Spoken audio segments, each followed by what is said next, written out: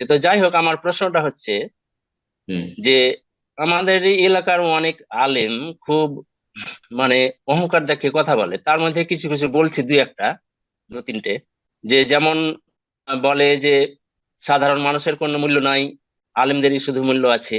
সাধারণ মানুষকে যদি সবাইকে আটলান্টিক মহাসাগরে ফেলে দেওয়া হয় তাহলে দুনিয়ার কোনো ক্ষতি হবে না। আবার বলে যে ডাক্তার প্রফেসর এরা তো সব বোকার দল। আবার কেউ বলেন যে আলেমদের সম্পর্কে কোরআনে বলা হয়েছে যে আলেমরা নবীর ওয়ারিস, শুধু আলেমরাই আল্লাহ তাআলাকে ভয় করে। তো এসব ব্যাপারে শরীয়ত কি বলে? এসব ব্যাপারে শরীয়ত বলছে যে অহংকারী হচ্ছে অন্তরের কবিরা গুনাহকারী।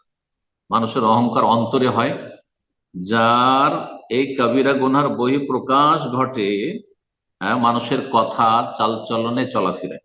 এটি কবিরা গুনহা। আর অহংকার করা আর আল কিবর, এটি হচ্ছে রব্বুল আলমিন আল কিবরিয়া ও রেদাই ওয়াল আজমাত ইজারি, আল্লাহ রব্বুল আলমিনের গুণ। সুতরাং কোন মানুষ আলেম হলে সে অহংকার করবে, এটা তার কাবিরা গুনাহ, অন্তর তার পাপিষ্ট। আল্লাহ এরকম অসৎ আলেমদেরকে হেদায়েত দান করুন। দুই নম্বর কথা হচ্ছে যে আলেম সবাই হইতে হবে এটা আল্লাহ তো ফরজ করেনি। হ্যাঁ। আর তারপরে যদি সত্যিকারের আলেম হইতো তাহলে এই ধরনের কথা কখনো বলতো না। আলেম মানে শুধু কোরআন এবং হাদিস আরবির জ্ঞান থাকা বা মাদ্রাসা পড়ুয়া নয়।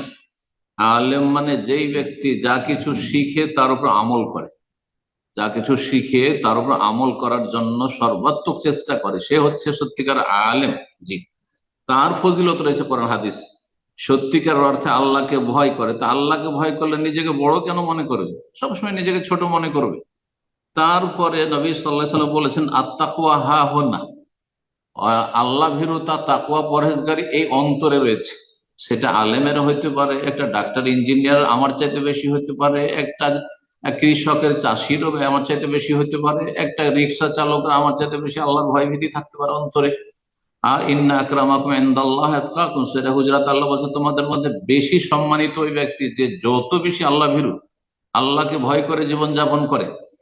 অনেক আলেম আছে, অনেক হাফেজ কারি আছে, মাদ্রাসা পড়ো আছে, যাদেরকে দিয়ে জাহান্নামের উদ্বোধন হবে। আল্লাহ না করে এই চরিত্রের আলেমরা তারাই হয়। আল্লাহ হিদায়াত দান করুন। তারপরে নবী সাল্লাল্লাহু আলাইহি ওয়াসাল্লামের হাদিস, হ্যাঁ, বেহাসবে ইমরিইম মিনাশ শাররি আইয়াহকিরা আখাহুল মুসলিম।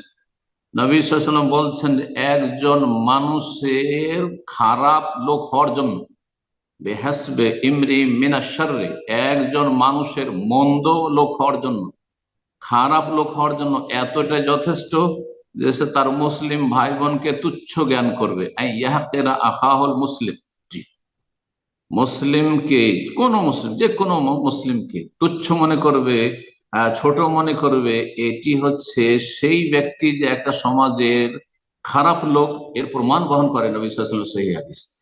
সুতরাং সবগুলি দিক থেকে স্পষ্ট, যেই ব্যক্তি অহংকারী, ইন্নাহু লা ইউহিব্বুল মুস্তাকবিরিন, ইন্নাল্লাহা লা ইউহিব্বু মান কানা মুখতালান ফাখুরা, ইন্নাল্লাহা লা ইউহিব্বু কুল্লা মুখতালিন ফাখুর, কত আয়াত রয়েছে। অহংকারী, দাম্ভিককে, যে নিজেকে বড় মনে করে, তাকে আল্লাহ মোটেই ভালোবাসেন না। অহংকারের কারণে আল্লাহ ফেরাউনকে ধ্বংস করেছেন, অহংকারের কারণে কারুনকে আল্লাহ ধ্বংস করেছেন। আল্লাহ হেদায়েত দান করুন, আল্লাহ হেদায়েত দান করুন। জি। এবং এরা আসলে, হ্যাঁ, ইসলামের আলোকে, কোরআন সুন্নাহর আলোকে আলেম নয়, যারা আমল করে না, বেআমল, কঠিন শাস্তি তাদের জন্য রয়েছে। আল্লাহ হিদায়াত দান করে এইসব আলেমদের। আর যার যত বেশি এলম হবে, এলম ওয়ালা মানুষ হচ্ছে ফলওয়ালা গাছের মতো। গাছে যত বেশি ফল ধরে থাকবে, লিচুর গাছ, আমের গাছে যত বেশি থাকবে ফল, তত বেশি সেটা ঝুঁকে যাবে, সেই গাছটি ঝুঁকে যাবে, ডালপালা ঝুঁকে যাবে। তো যার মধ্যে যত বেশি এলিম থাকবে সেই ব্যক্তি তত বিনয়ী হবে, তত নমনীয় হবে। আর যারা তিন চার হরফ শিখেছে তারা মানুষকে মানুষই মনে করে না। আহ, আর তারপর অন্য আলেমদেরকে আলেম মনে করে না, নিজেই কি মনে করে যে আমি অনেক কিছু, কারণ সে তো অল্প পানির মাছ। খাদাহুল্লাহ। আর এই এই শ্রেণীর যারা বদ চরিত্রে, তাদেরকে আল্লাহ হিদায়াত দান করুন। জি। সঠিক বুঝ দান করুন। জাযাকুমুল্লাহ খাইর। তারপরে বলবো যে আপনার নিজের চরকায় তেল দিন, নিজের আমল করুন। সে পাপ করবে, সে যাবে জাহান্নামে, হ্যাঁ, আল্লাহ তাকে হেদায়েত দান করুন। কিন্তু আপনি আগে নিজের সংশোধন করুন।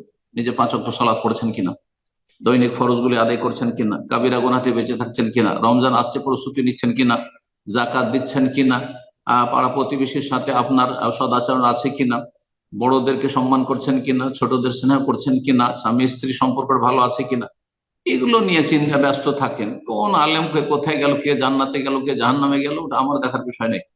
আল্লাহ সকলকে হেদায়েত দান করুন এবং সকলকে জান্নাতের পথে চলার তৌফিক দান করুন। জাযাকুমুল্লাহ খাইর।